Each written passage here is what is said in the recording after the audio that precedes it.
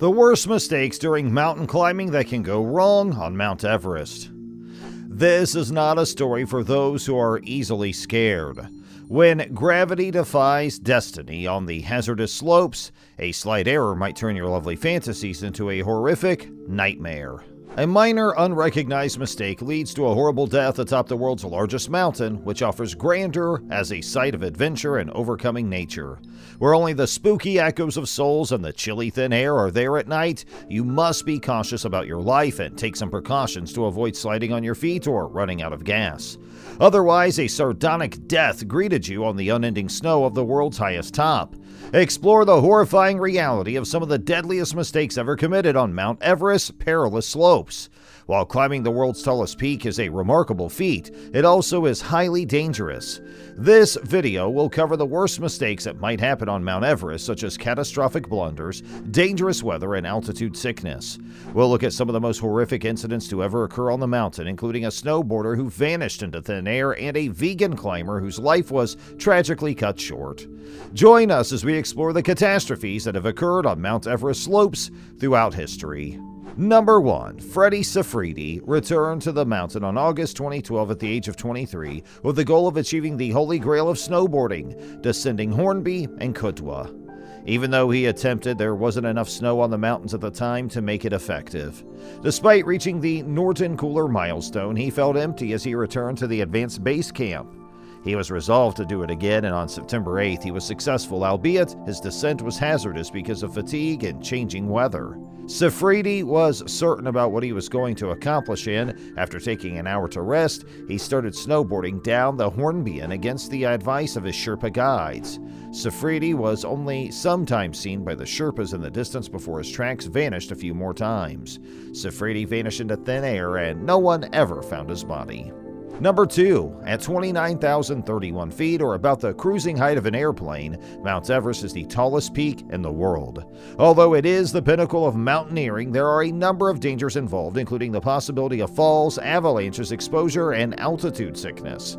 When a massive column of glacial air collapsed on Everest's western shoulder on April 14, 2014, it marked one of the worst days in the mountain's history. It was more massive than the Eiffel Tower, measuring 113 feet thick and weighing over 31.5 million pounds. Thereafter, there was an avalanche that behaved more like a rockfall than a regular snow avalanche. In order to be ready for the approaching climbing season, a party of Sherpas were repairing ropes on the South Col when they were hit by the avalanche, which resulted in the deaths of 16 Sherpas. Number 3. The deadliest season on Everest up to that date occurred in May 1996.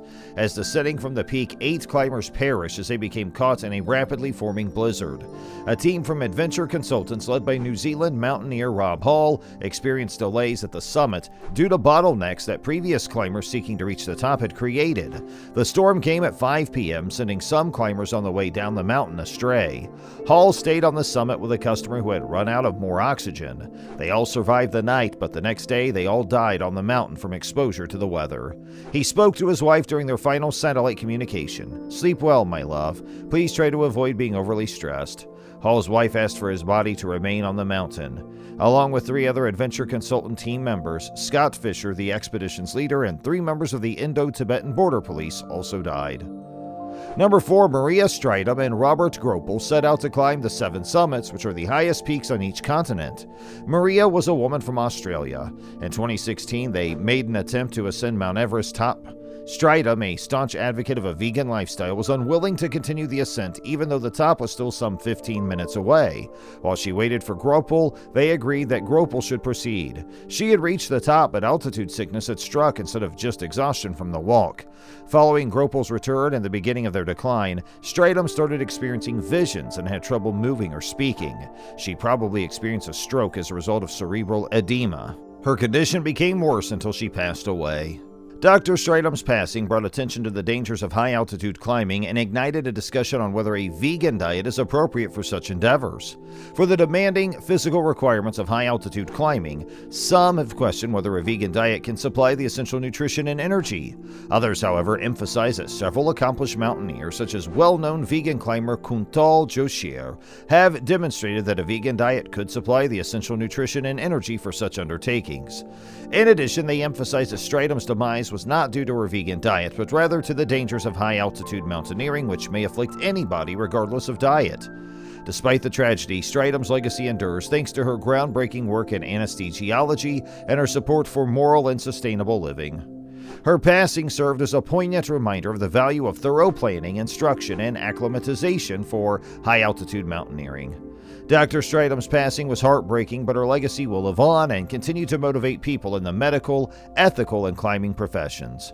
It also serves as a reminder of the need of being well-informed and organized before engaging in any physical activity, particularly high-altitude climbing, and that a vegan diet can supply the essential nutrition and energy for such activities.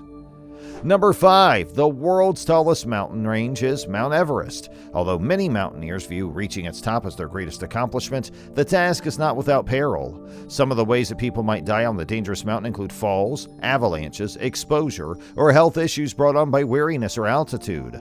A Tibetan ethnic group known as the Sherpa live in Nepal's most mountainous regions. Some are great mountaineers who support themselves by assisting others in completing the challenging Everest summit ascent. On the 14th of April 2014, it was one of the mountain's worst days ever. On Everest's western shoulder, a serac, or huge column of glacial ice, collapsed. It was far heavier than the Eiffel Tower and is estimated to have been 113 feet thick and 31.5 million pounds in weight. A rockfall-like avalanche followed, behaving less like a regular snow avalanche and more like a big block of ice, barreling down the mountain's southern face. The South Col was being prepared for the forthcoming climbing season by the time a crew of Sherpas who were repairing ropes there.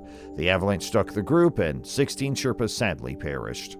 Number 6. A climber who has passed away and whose body became a landmark on Mount Everest is known as Green Boots. In 1996, the climber, whose actual name is said to be Siwang Paljor, was a part of an Indian expedition team.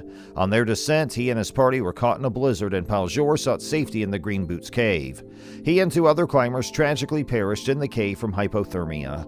The body of Paljor is still inside the cave today, maintained by the intense cold, and it acts as a macabre but well-known landmark for climbers trying to reach the peak. Number 7. Frances Arsenyev became the first woman from the United States to successfully climb Mount Everest without using oxygen. Her accomplishment in 1998, meanwhile, was shrouded by tragedy. She and her husband, Sergei Arsenyev, separated as they descended. Frances was therefore left unattended above the South Col. Numerous teams tried to save her, but they were ultimately unsuccessful. Her spouse too lost his way and died from exhaustion and exposure while conducting his own separate search for her.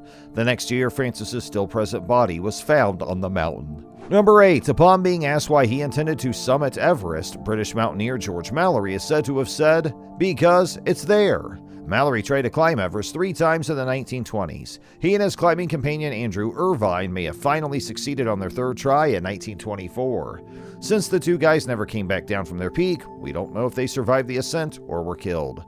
Due to the extreme cold, Mallory's bones were in excellent condition when they were found on the summit in 1999. Even if Mallory and Irvine didn't make it to the top, their journey encouraged numerous mountaineers to try. Let's not forget that scaling Mount Everest is a dangerous endeavor with a sad background. Even the most experienced and well-prepared climbers may die due to the mountain's many dangers. But with careful planning, the right training, and strict attention to the risks involved, it is possible to lessen these risks and pull off the astounding feat of reaching the summit. Stories of those who lost their lives on Mount Everest are a sobering reminder of the risks, but they are also a tribute to the human spirit and the everlasting desire to push the limits of what is possible. The effects of climate change on Mount Everest and the rising risks that climbing there presents.